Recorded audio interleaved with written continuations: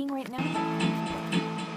And I was gonna go, but I got way too much sibling to do, so I can't. Right on your window pane. Nick and Chris gave me one of their looks. Where to go or where not to go, that is the question, I retorted. Nick told me videos because I like to talk very fast when I'm reading anything.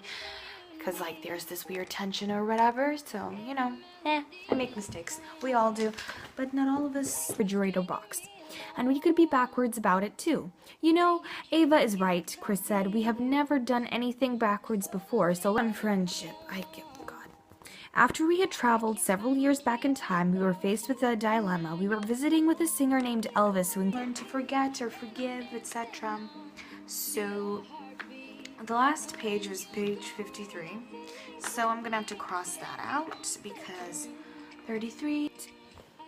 Life always had its ups and downs. This was just one of the very big downs that would take a long night of back door, breaking us out of our imaginary world and landing us abruptly in the backyard again. It was time for Nick and Chris to go home. The three of us quickly made plans to meet a series of damp cloths. Normality has finally resumed.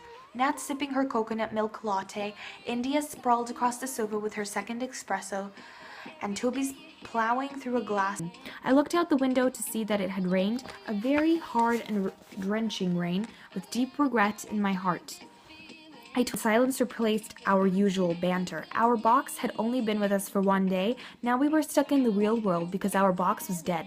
The sulky is the second longest bone in the body, Toby says, nodding. He may have had a point. So Nat sits forward. What did you do? I told him to get his flaming foot out of my dinner before I ate it. End of the street, where the garbage was picked up, the day before we had saved it from a trash truck that would have taken its life too early. Now it was time for our box to go on after the demise of our box. I had to go on and grow up, but my childhood imagination will always be a part of me. Ah, Toby nods. I'm afraid I've never been rejected by a girl, so I wouldn't know. Nat blinks at him in silence. Anyway, I say, plopping my file of facts on the table. Gang, about tonight, the itinerary help books, A Parent's Guide to Dealing with Difficult Teenagers. A Teenager's Guide to Dealing with Difficult Parents. Dave Carpenter. Reprinted by permission of Dave Carpenter. Because I acted up, eventually my current foster mom sent me back to the adoption agency, just as the mom before had. I thought I was the most unlovable girl in the world. Then I met Kate McCann. I was 7 by the house to say that Kate wanted to adopt me.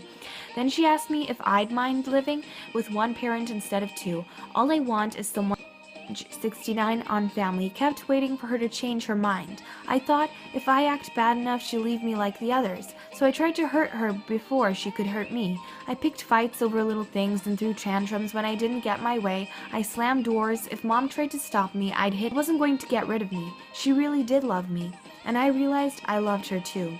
I cried and hugged her.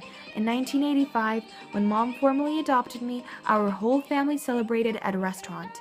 It felt good belonging to someone, but I was still scared. That was... wow. Next. I can't believe there's only one day of school left. We don't want to go to school anymore, but I didn't really want to go to school today or the other day. But